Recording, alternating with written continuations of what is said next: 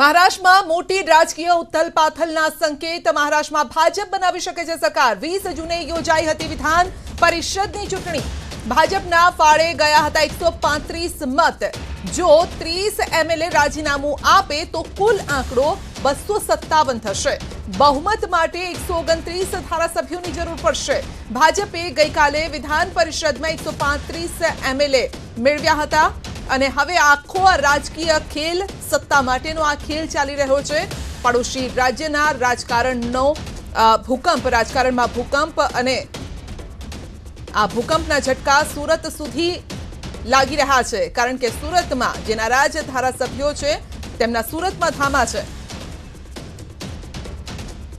તો એકનાથ શિંદેનો બળવો મહારાષ્ટ્ર સરકારમાં બીજા નંબરનું સ્થાન ધરાવે છે એકનાથ શિંદે અને તેમણે જ આ બળવો કર્યો છે તેમની સાથે 20 થી પણ વધુ ધારાસભ્યો એક આંક જે સામે આવી રહ્યો છે 26 નો આંકડો સામે આવી રહ્યો છે કે 26 નારાજ ધારાસભ્યો જે છે તે સુરતમાં છે તો સુરતની એક હોટેલમાં તેઓ રોકાયેલા છે મહારાષ્ટ્રનો આ રાજકીય ખેલ કોની પાસે કેટલી બેઠકો અમે આપને જણાવી દીધું તો ઉદ્ધવ ઠાકરેની સરકાર અત્યારે જોખમમાં છે રાજ્યના મંત્રી સિનિયર નેતા એકનાથ શિંદે શિવસેનાના 20 થી પણ વધુ ધારાસભ્યો એક આંક જે સામે આવી રહ્યો છે એક આંકડો જે 26 નો આંકડો છે જી હા 26 જેટલા ધારાસભ્યો સુરત પહોંચ્યા છે ગુજરાતના સુરત પહોંચ્યા છે સુરત એ મહારાષ્ટ્રને અડીને આવેલું છે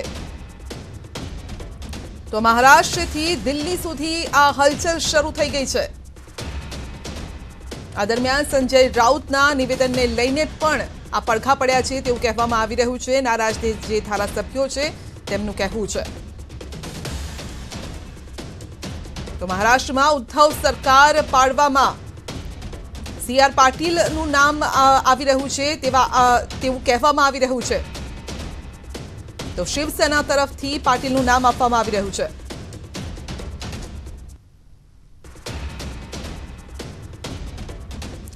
તો આ અંગે જ રાજકીય ગણિત કયા પ્રકારનું છે સીટોનું ગણિત કયા પ્રકારનું છે તે જાણવા માટે સીધા જ અમારા સહયોગી સિદ્ધાર્થ પાસે જઈશું જે સિદ્ધાર્થ સંધ્યા જે રીતે આપે વાત કરી છે ભાજપ સરકાર બનાવવાના પ્રયાસ એ રીતે કરી શકે છે કારણ કે 288 કુલ સીટ છે જેમાંથી ભાજપ પાસે 105 બેઠક છે 105 બીજેપી પ્લસની જો વાત કરીએ તો 113 બેઠક થાય છે પરંતુ જે રીતે આપ જણાવી રહ્યા હતા કે 26 નો આંકડો જે છે તે હાલમાં એકનાથ શિંદે પાસે છે હવે જે સૂત્રો પાસેથી માહિતી છે તે આંકડો 30 ની ઉપર જઈ શકે છે હવે જો 30 થી વધુ ધારાસભ્યો પણ રાજીનામા આપી દે તો 258 પર મહારાષ્ટ્રની વિધાનસભાનો આંકડો આવી જાય સ્પષ્ટ થઈ જાય કે જો 258 પર આવે છે તો બહુમતી માટેનો જે આંકડો છે તે 129 થઈ જશે ગઈકાલે એમએલસીમાં ભાજપને 135 મત મળ્યા છે હવે જો આ 258 નું ગણિત બેસે છે બહુમતનો આંકડો 129 થઈ જાય છે ભાજપને ગઈકાલે એમએલસી ની અંદર 135 મત મળ્યા છે તો સ્પષ્ટ રીતે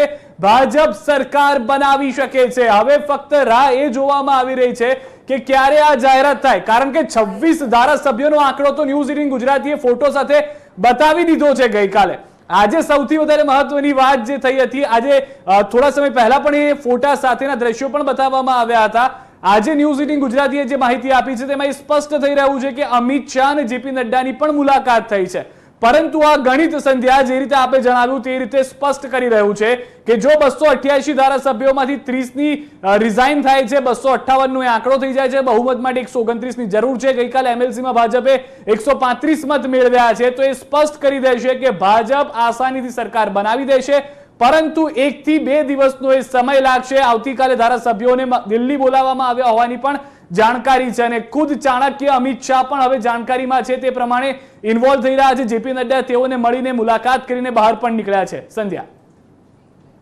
તો દિલ્હીમાં મહારાષ્ટ્રથી દિલ્હી સુધી આ રાજકીય હલચલ ચાલી રહી છે જેપી નડ્ડા અમિત શાહની આ બેઠક થઈ હતી એટલે શિવસેનામાં જે પણ કંઈ રંધાઈ રહ્યું છે અને મીટિંગો બીજેપીની પણ ચાલી રહી છે અને સીધો મતલબ એ છે કે બીજેપી કઈ રીતે મહારાષ્ટ્રમાં સરકાર બનાવે છે તેના પર બીજેપીની નજર રહેલી છે બીજેપી ઘણી તેના સોગઠા પણ બેસાડી રહી છે સીધા ચર્ચા તો ત્યાં છે કે ડેપ્યુટી સીએમ કોણ બનશે તેને લઈને પણ ચર્ચાઓ ચાલી રહી છે સંધ્યા, સ્પષ્ટ છે એકનાથ શિંદે આજે સવારથી જે રીતે પોલિટિકલ ડેવલપમેન્ટ આવ્યું છે આપ પણ એને ફોલો કરી રહ્યા છો. શિવસેનાના જે નારાજ ધારાસભ્યો આવ્યા છે તેઓએ એકનાથ શિંદેનો ફોટો પોતાના વોટ્સએપ ડીપીમાં લગાડી દીધો છે. અહીંયાથી સ્પષ્ટ મેસેજ આપવાની વાત થઈ રહી છે. ભલે એકનાથ શિંદે ગમે તેટલા વફાદાર ઉદ્ધવના, પરંતુ તેઓ વિચારધારા સાથે કોમ્પ્રોમાઇઝ કરીને અત્યાર સુધી ચાલતા હતા. સંધ્યા, આપે પણ કેટલાક રાજકીય વિશ્લેષકો સાથે વાત કરી, તેઓનું પણ એ જ મત હતું કે શિવસેના અને ભાજપ એકબીજાનો પડછાયો છે. જો બાળા સાહેબ આજે હોત તો કોઈ દિવસ આ બન્યું ના હોત. ગણિત પણ એ જ કહી રહ્યું છે કે જો 30 ધારાસભ્યો એકનાથ શિંદે સાથે છે, 30 થી વધુ ધારાસભ્યો, તો એ સ્પષ્ટ કરી રહ્યું છે કે ભાજપના સમર્થનમાં છે. આ 30 ધારાસભ્યો ભલે ભાજપને સમર્થન નથી આપતા, પરંતુ એ રિઝાઇન આપવાથી પણ સ્પષ્ટ થઈ જશે કે આ જે વાત છે તે સ્પષ્ટ થઈ જશે કે ભાજપ સરકાર બનાવી શકે છે. 30 ધારાસભ્યોના રાજીનામાથી ભાજપ પાસે એમએલસીમાં 135 થી વધુ મત આવી જશે. અને 288 નું જે ગણિત છે એ સ્પષ્ટ કરી રહ્યું છે. ભાજપ પાસે 105 ધારાસભ્યો છે, શિવસેના પાસે 56 છે, એનસીપી પાસે 54 છે, કોંગ્રેસ પાસે 44 છે અને અન્ય પાસે 29. હવે આ અન્યમાં જે આંકડો છે એ ભાજપ પાસે જે 105 પ્લસ બીજેપીની જો વાત કરીએ તો 113 થાય છે. પરંતુ આ જે અન્ય છે તેમાંથી પણ કેટલાક ભાજપના સમર્થનમાં છે. આ 56 નો જે ફટકો છે તેમાંથી 30 ધારાસભ્યો થશે તો શિવસેના તો ઓલરેડી 26 પર આવી જશે. એટલે કે સંધ્યા, જે વાત આપણે કરી રહ્યા છે કે શિવસેના તો સીએમ ભૂલી જાવ, ડેપ્યુટી સીએમ માટે પણ નહીં આવે. અને હવે જે રીતે એક વાત થઈ છે કે શિવસેના એનસીપી ને કોંગ્રેસ સાથે સરકાર બનાવે છે, લોકો પણ ભરોસો નહીં કરે. પોતાની વિચારધારાથી વિરુદ્ધ જઈને સરકાર બનાવી છે. આ એ જ પાર્ટી કે જે વીર સાવરકર ઉપર જોર જોરથી બોલતી હતી, જ્યારે તેને વીર સાવરકરની વાત કરવામાં આવે છે તો તેઓ બોલવાનું ટાળી રહ્યા છે. લોકો એ વિચારધારાથી પણ પ્રભાવિત થતા હોય છે. સંધ્યા, બિલકુલ બિલકુલ. તો જે જણાવી રહ્યા છે સત્તા માટે 145 સીટોની જરૂર છે, કુલ 288 સીટો. જે રીતે મારા સહયોગી સિદ્ધાર્થે પણ આપને જણાવ્યું છે, જે સીટોનું ગણિત છે આપ જોઈ શકો છો ગ્રાફિક્સના માધ્યમથી પણ કે કુલ સીટો જે છે તે 288 છે. જરૂર 145 ની છે અને બીજેપી પાસે 105 છે.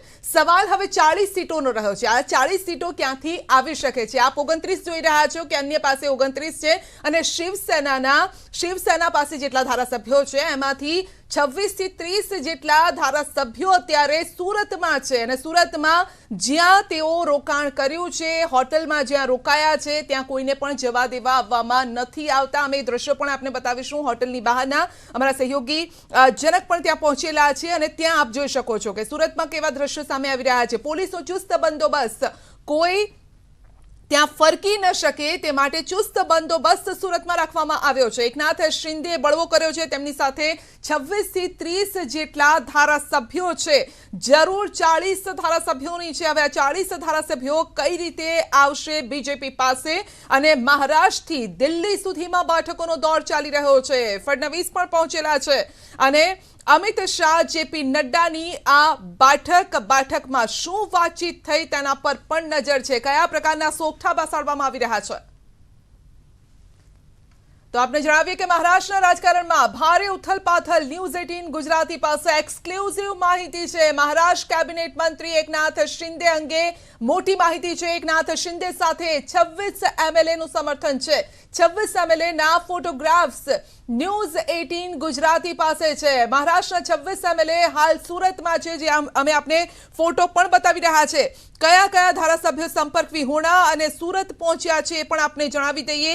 એકનાથ શિંદે, અબ્દુલ સત્તાર, આ સાથે જ શંભુરાજ દેસાઈ, સંદીપાન ભુમરે, ઉદય શાહ, ભરત ગોગાવલે, નીતિન દેશમુખ, અનિલ બાબર, વિશ્વનાથ ભોઈર, સંજય ગાયકવાડ, સંજય રામુલકર, મહેશ શિંદે, શહાજી પાટીલ, પ્રકાશ આંબેડકર, સંજય રાઠોડ, જ્ઞાનરાજ ચૌગુલે, તાનાજી સાવંત, આ સાથે જ સંજય શિરસાટ, રમેશ બોરનારિયા. કુલ 26 જેટલા ધારાસભ્યો. વધુ અપડેટ મેળવીશું સંવાદદાતા ગીતા પાસેથી. જી ગીતા, રાજકીય ગણિતની જો વાત કરીએ, 288 સીટો છે અને સત્તા માટે 145 સીટોની જરૂર છે. આ સત્તાનો આખો ખેલ ચાલી રહ્યો છે. 26 જેટલા ધારાસભ્યો સુરતમાં. જી, વહેલી સવારથી જ મહારાષ્ટ્રના રાજકારણમાં ઉથલપાથલ મચી છે અને જેનું એપી સેન્ટર ગુજરાત રહ્યું છે. સૂત્રોનું માનીએ તો ગુજરાત પ્રદેશ ભાજપના પ્રદેશ પ્રમુખ સી આર પાટીલ દ્વારા સમગ્ર તત્વોથી જે ગોઠવવામાં આવ્યો છે કે જેથી ગઠબંધનવાળી જે સરકાર છે તેને બદલે હવે ભાજપના હાથમાં સત્તાના સૂત્રો આવે તેને લઈને આ સમગ્ર રાજકીય ખેલ પડાયો હોવાનું માનવામાં આવી રહ્યું છે. હાલ તમામ 26 ધારાસભ્યો કે જેની એક્સક્લુઝિવ તસવીરો અને વિગતો જી ગીતા આપને રોકીશું. અજીત ડોભાલ અત્યારે આપણને લાઈવ મળી રહ્યા છે અને સીધા જ તેમ દ્રશ્યો આપને બતાવીશું. It requires change in systems and structures. It requires change in technology. It requires change in manpower, policies, and they have got to be futuristic. कल और भविष्य की तरफ देखते हुए हमारे को इन चारों क्षेत्रों में अपनी प्रगति करनी है. आपने देखा होगा, अगर आप पिछले 8 सालों के अंदर में देखें तो स्ट्रक्चरल एंड सिस्टमेटिक चेंजेस बहुत सारे हुए हैं. मान लिया जाए कि CDS का वो था, पिछले 22-25 साल से पड़ा हुआ था, ये डिमांड थी, ग्रुप ऑफ मिनिस्टर्स की रिकमेंडेशन थी, लेकिन राजनीतिक इच्छा शक्ति न होने के कारण ये इंप्लीमेंट नहीं हुई. हमारे यहाँ साइबर थ्रेट्स पैदा होने शुरू हो गए थे. डिफेंस साइबर एजेंसी का निर्माण एक स्ट्रक्चरल एंड सिस्टमिक चेंज था. डिफेंस स्पेस एजेंसी का आज से 5 साल 10 साल पुराने सैनिक इसकी कल्पना भी नहीं कर सकते थे कि आज हमारी डिफेंस एजेंसी के अपनी स्पेस की एक इंडिपेंडेंट एजेंसी है, एक इंडिपेंडेंट वो है. इसी प्रकार से बहुत सारे जो सिस्टम्स एंड स्ट्रक्चर्स भी चेंज किए गए. दूसरा जो क्षेत्र था जो है इक्विपमेंट का. आज हम, आपने देखा होगा, सरकार ने अपनी सेना के लिए कितने नए तरह के वेपन्स, हमारे पास में जो असॉल्ट राइफल थी जिस पर हम डिपेंड कर रहे थे 7.62, वो शायद इतनी कारगर नहीं थी. अब उसको रिप्लेस किया जा रहा है भारत में बनी हुई AK-203 के साथ में. ये एक बहुत ही कामगर और दुनिया की one of the best assault rifles होगी. इसी प्रकार से अगर हम देखें, चाहे वो पनडुब्बियों के क्षेत्र में है, चाहे वो personal equipment of the soldier है, चाहे वो एयरक्राफ्ट्स हैं, हमने लाइट कॉम्बैट एयरक्राफ्ट का और अब ये 5th जनरेशन एयरक्राफ्ट AMCA का हम निर्माण कर रहे हैं. तो इक्विपमेंट के क्षेत्र में एक बहुत प्रगति की जा रही है.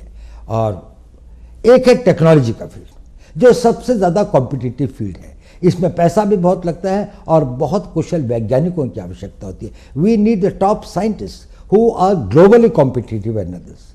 देखिए, इस सरकार के टाइम के ऊपर में अंतरिक्ष के अंदर में जो बड़े नए संकट आए, सारे का सारा वारफेयर जो है वो सैटेलाइट कंट्रोल होगा. आपका जो हवाई जहाज चलेगा या आपके जो रडार्स काम करेंगे वो सब satellite communication and satellite control होंगे. पर सर, ये अग्निवीर जो है उनकी ट्रेनिंग सिर्फ 1 या 3 महीने की होगी. मतलब आर्मी चीफ ने कहा है दैट बाय दिसंबर रिक्रूटमेंट हो जाएगी और मार्च तक डिप्लॉयमेंट हो जाएगी. ये कहाँ से आप उनको ट्रेनिंग दे सकते हैं रेडार या सबमरीन के लिए? How to run it, how will you train them इतनी जल्दी? मैं आपको इस पॉइंट पर आता हूँ, ये बहुत अच्छा पॉइंट है, मैं आपको अभी बताता हूँ. But I just tell you, before that let me tell you that is in the field of technology we have done a great this thing. We have got light combat aircraft, we have got AMCA, we have got submarines that we have made, we have given the nuclear submarines that we have launched, and we also became a space power. We have hit at the satellites. And the fourth pedestal of it is the manpower reorganization.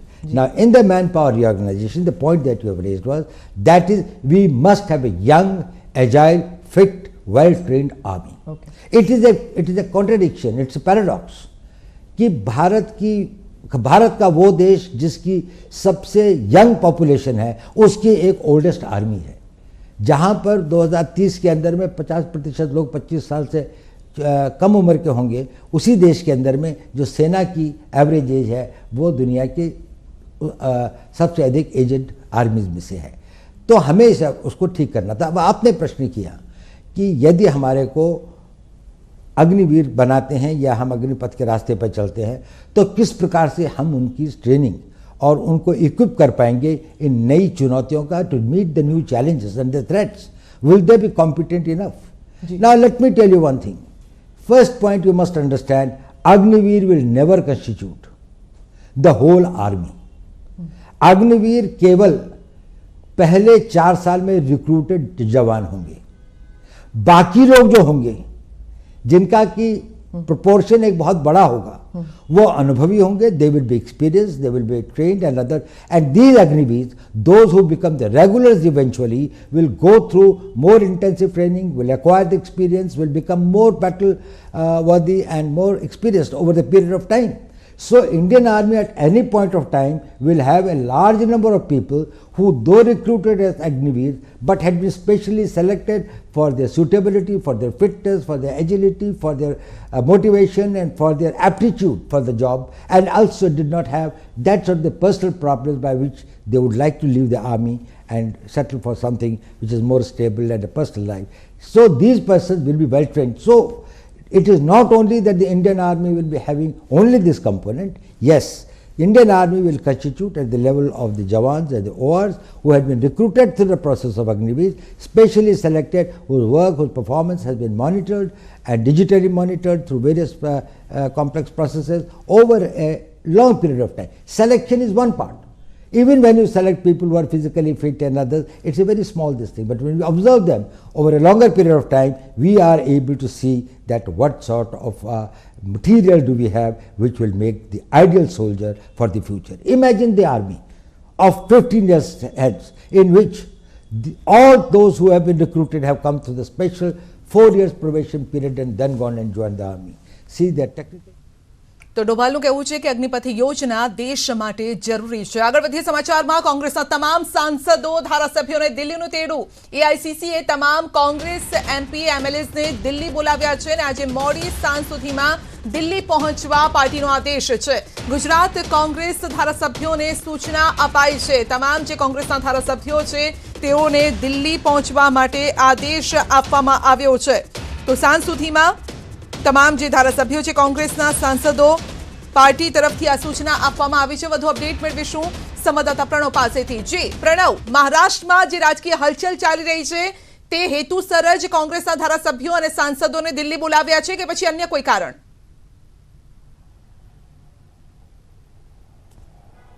સંધ્યા, અહીં બે મુખ્ય કારણો સામે આવી રહ્યા છે. એક તો તમામ કોંગ્રેસના ધારાસભ્યો અને સાંસદો એક છે, એક મેસેજ આપવાનો પ્રયાસ કોંગ્રેસ પાર્ટી અહીં કરી રહી છે. અને બીજો પ્રયાસ એ થઈ રહ્યો છે કે જે ઈડી તરફથી રાહુલ ગાંધીની જે પૂછપરછ કરવામાં આવી રહી છે તેને લઈને કોંગ્રેસ પાર્ટી શક્તિ પ્રદર્શન કરવા જઈ રહી છે. તે અંતર્ગત જ સમગ્ર ભારતની અંદરથી જેટલા પણ કોંગ્રેસ પાર્ટીના સાંસદો, ધારાસભ્યો જે છે તેઓ તમામ લોકોને મોડી સાંજ સુધીમાં દિલ્હી દરબારમાં તલબ કરવા માટે આદેશ આપવામાં આવ્યો છે. તે અંતર્ગત ગુજરાત કોંગ્રેસના પણ તમામ ધારાસભ્યો જે છે તમામ લોકોને સૂચના આપી દેવામાં આવી છે કે તે લોકોએ મોડી સાંજ સુધી અથવા મોડી રાત સુધીમાં દિલ્હી દરબારમાં પહોંચી જવું. એટલે મને રહ્યું છે ગુજરાત કોંગ્રેસના જે ધારાસભ્યો અને રાજ્યસભાના સાંસદો છે તે મોડી સાંજે 6 વાગ્યા પછી દિલ્હી એરપોર્ટથી અમદાવાદ એરપોર્ટથી દિલ્હી તરફ તેઓ પ્રયાણ કરશે તેવા એક જે સમાચાર છે તે અહીં મળી રહ્યા છે. અને બીજો મેસેજ એ આપવાનો પ્રયાસ કોંગ્રેસ પાર્ટી કરી રહી છે. જે રીતે મહારાષ્ટ્રમાં જે રાજકીય ઉથલપાથલ જોવા મળી રહી છે અને કોંગ્રેસ પાર્ટીના નેતાઓ એક છે, કોંગ્રેસ પાર્ટીના તમામ ધારાસભ્યોને પાર્ટી એક રાખી શકે છે તે પ્રકારનો મેસેજ આપવાનો પ્રયાસ કરી રહી છે. તે અંતર્ગત જ આ તમામ ધારાસભ્યોને હાલ દિલ્હી દરબારમાં બોલાવવામાં આવી રહ્યા છે. પરંતુ ચોક્કસ ફરી વખત ગુજરાત એપી સેન્ટર બન્યું છે રાજકારણને લઈને. જે રીતે મહારાષ્ટ્રમાં ઉથલપાથલ થઈ છે પરંતુ તેનું મૂળ છે તે સુરત જોવા મળી રહ્યું છે. સુરતની અંદર જે રીતે એકનાથ શિંદે જે શિવસેનાના દિગ્ગજ નેતા માનવામાં આવે છે તે પોતાના 20થી પણ વધુ જે સમર્થક ધારાસભ્યો છે તેને લઈને અહીં પહોંચ્યા છે. તેને લઈને શિવસેનાની જે નિંદર છે તે ઉડી ગઈ છે, ઊંઘ છે તે ઉડી ગઈ છે. કારણ કે શિવસેના જ્યારે 54 સીટો સાથે વિધાનસભામાં છે એમાંથી 50%થી વધુ જે એમએલએ છે એકનાથ શિંદેની સમર્થનમાં સુરત ખાતે પહોંચી ગયા છે. અને એ પણ માનવામાં આવ્યું છે કે ગુજરાત એ રાજકારણનું એપીસેન્ટર છે અને સિક્યોર ગુજરાત છે તેને લઈને જ શિવસેનાના તમામ જે ધારાસભ્યો છે તેઓને સુરત ખાતે લાવવામાં આવ્યા છે. અને માનવામાં આવ્યું છે કે હજુ પણ એક મોટો ઘટસ્ફોટ છે તે શિવસેનામાંથી પણ થઈ શકે છે. અને એ પણ કોંગ્રેસ પાર્ટીને જે ચિંતા છે કે કોંગ્રેસ પાર્ટીમાંથી પણ અનેક જે ધારાસભ્યો છે તે મહારાષ્ટ્રમાંથી પોતાનું જે સંકલન છે, જે ગઠબંધન છે તેમાં તૂટી શકે છે. તેને લઈને પણ કોંગ્રેસ પાર્ટી એક મેસેજ આપવાનો પ્રયાસ કરી રહી છે. અને તેના કારણે જ સમગ્ર ભારતમાંથી તમામ જે સાંસદો અને જે વિધાનસભાના જે ધારાસભ્યો છે તે લોકો દિલ્હીમાં તલબ કરાયા છે. બીજું કારણ સૌથી મોટું એ છે કે કોંગ્રેસના જે નેતા રાહુલ ગાંધીને ઈડી સમન્સ આપી રહી છે અને જે પૂછપરછ કરી રહી છે તે અંતર્ગત તમામ લોકો શક્તિ પ્રદર્શન કરશે. જ્યાં સત્યાગ્રહ છાવણી જે જ્યાં બનાવવામાં આવી છે ત્યાં તમામ લોકોને એક પરેડ કરવાનું આયોજન કોંગ્રેસ પાર્ટી કરી રહી છે. જી પ્રણવ, આપનો આભાર અમારી સાથે જોડાવા બદલ. તો મહારાષ્ટ્રથી દિલ્હી સુધી રાજકીય હલચલ, ગુજરાત ફરી એક વખત એપી સેન્ટર બન્યું છે અને આ વચ્ચે જે કોંગ્રેસના સાંસદો, ધારાસભ્યોને દિલ્હીનું તેડું. એઆઈસીસીએ તમામ કોંગ્રેસના ધારાસભ્ય સાંસદોને દિલ્હી બોલાવ્યા છે.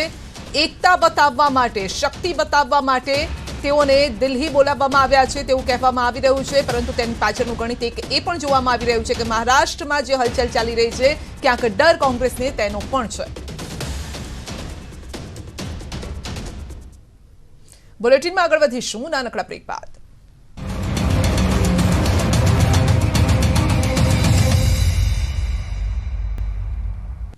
અને સીધા સાંભળીશું Ajit ડોભાલને. in the services, and they don't find space in the paramilitary, because the reason I'm asking is कुछ loose comments आए हैं कि वो plumber electrician बन सकते हैं, security guard बन सकते हैं, तो future को लेके थोड़ा बहुत apprehension कर लीजिए या डर है लोगों में कि how will they be better off after the 4 years? Will they have a skill set which is market friendly, which they can get jobs? I think this is one of the biggest misunderstanding that has been created either deliberately or by lack of full knowledge and understanding of this thing. We are talking about a young man who is 22 or 23 years old, has done 4 years of service and now is in the market. Compare him with any other 21, 22 years old man who has not become Agniveer. This person has become disciplined. He has got the capability to work in a team. He has learned skills. He has developed the confidence, and he is trainable. His mind and his vision, he has got an all India perspective. So he is much more equipped to face the society. On top of it, he has been given a qualification that will be +2. That makes him comparable with any other persons in his age group to which the others are joining. So there is no avenue that has been debarred or closed for him. इसके लिए वो सारे रास्ते खुले हैं. उसके बाद उसके पास में 11 लाख रुपए के लगभग पैसा भी है, जिससे वो कोई नया कोर्स कर सकता है, आगे की पढ़ाई कर सकता है, यूनिवर्सिटी में जाना चाहे तो यूनिवर्सिटी की पढ़ाई कर सकता है. उनमें से कोई अगर टेक्निकल स्किल्स ज्वाइन करना चाहे तो पॉलिटेक्निक्स और उसको ज्वाइन कर सकता है. आजकल एवरेज एज सेटलमेंट की अपने करियर में 24-25 साल 26 साल होती है. देखिए, आज हम उस ज़माने में हमारे एज स्पैन के साथ में 1 लाइफ 2 कैरियर्स की बात करते हैं. अब तो लोग 1 लाइफ 3 कैरियर्स की बात करते हैं. कंपेयर करें, यही आदमी अगर 15 साल के बाद जाता तो 32, 33, 34 साल का होता. इस वक्त में अब उसको कोई ना ट्रेनेबल है, उसकी एज इतनी भी नहीं है कि वो घर में बैठ जाए, क्योंकि अभी उसकी शादी हुई 3-4 साल हुए हैं. अभी उसके पास कोई छोटा बच्चा है जिसको पढ़ाना भी है. कोई लड़की होगी तो वही 15-20 साल के बाद शादी के लायक होगी. उसके पास में जिम्मेदारियां ही जिम्मेदारियां हैं. पहले का ज़माना फ़र्क था. ये जो सोल्जर था वो गांव से आता था और गांव वापस चला जाता था. गांव में रहने के लिए उसके पास थोड़ी ज़मीन होती थी और पेंशन पे गुजारा हो जाता था. आज पेंशन पर उसका गुजारा नहीं हो सकता, तो उसको सेकंड कैरियर की आवश्यकता होती है. 34 साल के बाद में इसका 40 साल का जीवन अभी और बचा हुआ है.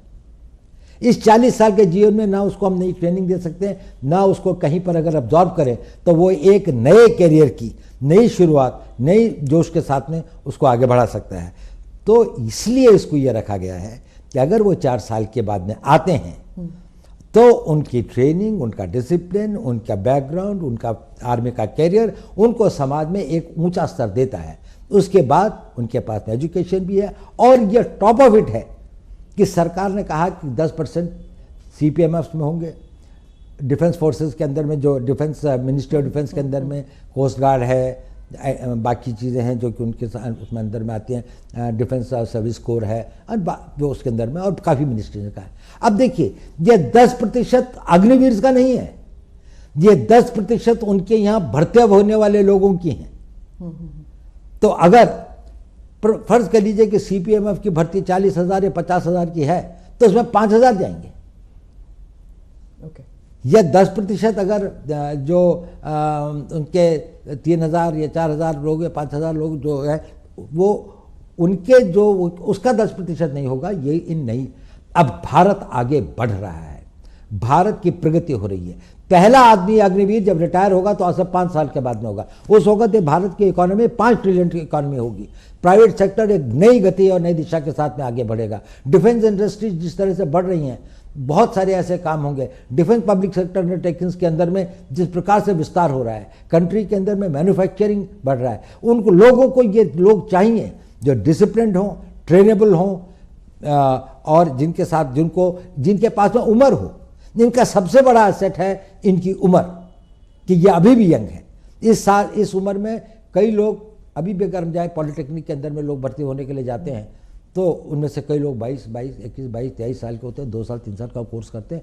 उसके बाद वो अपने लिए एक मैन्युफैक्चरिंग जाए, कोई कंप्यूटर का कोर्स करते हैं, 2 साल का कंप्यूटर का कोर्स करें। इंफॉर्मेशन टेक्नोलॉजी के फील्ड में इतने वो हैं, तो इनके लिए स्थान ज़्यादा होंगे। इनका भविष्य टोटली सुरक्षित है और इनको किसी प्रकार की चिंता करने की बात नहीं है, क्योंकि इनके पास में 22 साल की उम्र है, इनके पास में 4 साल देश की सेवा करने का एक सर्टिफिकेट है, इनके पास में एजुकेशनल क्वालिफिकेशन की एक वो है, और उसके अलावा इनके पास में एक ऐसी धनराशि भी है जिससे इसको इन्वेस्ट कर सकते हैं। और अभी इनकी इनकम्बेंसीज नहीं है, अभी इनके परिवार नहीं है।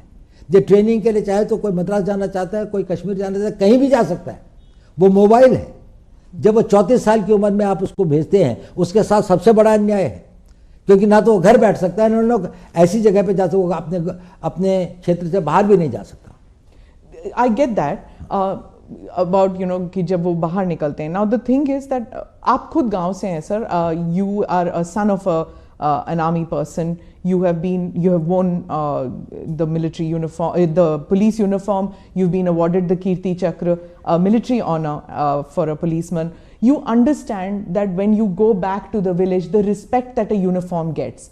Now many in the villages are saying कि ये 4 साल के छोकरे बाहर निकल के आएंगे, they will not be given the same respect, that वर्दी will not have the same honor, the respect that it had, because it doesn't carry with it the weight of national service over decades. मेरे ख्याल से ये भी पूरा भ्रम है। गांव के अंदर में अभी भी इनकी उतनी ही प्रतिष्ठा और इज्जत और सम्मान होगा, गांव में नहीं, गांव के बाहर भी। ये देश की एक बड़ी भारी निधि होंगी। ये इतने हजारों की संख्या में जो ये बच्चे होंगे, जब ये ओवर द ईयर्स समाज के भिन्न भिन्न भागों में जाएंगे, when they will go and man positions in different walks of life, they will bring with them the work culture, the ethos, the values which they have imbibed in army. Army has sent them in as a totally transformed persons. So they will be the great harbingers of the change. वो परिवर्तन को एक नई दिशा देंगे। और ये जो लोगों को भ्रम है कि इनका सम्मान और इनका वो नहीं होगा, ये बिल्कुल गलत है। मेरे ख्याल से अग्निवीरों को उतना ही सम्मान होता है। आज भी कितने लोग अपनी कोशिश करते हैं, पारिवारिक कारणों से सेना को छोड़ के कभी कभी आना पड़ता है। कुछ लोग हमेशा से पहले कलर सर्विस कितनी थी, 1962 तक तो 7 ईयर्स थी। उसके बाद में भी समय समय पर इसने ये कहा गया है कि इसको वो किया जाए, तो 7 ईयर्स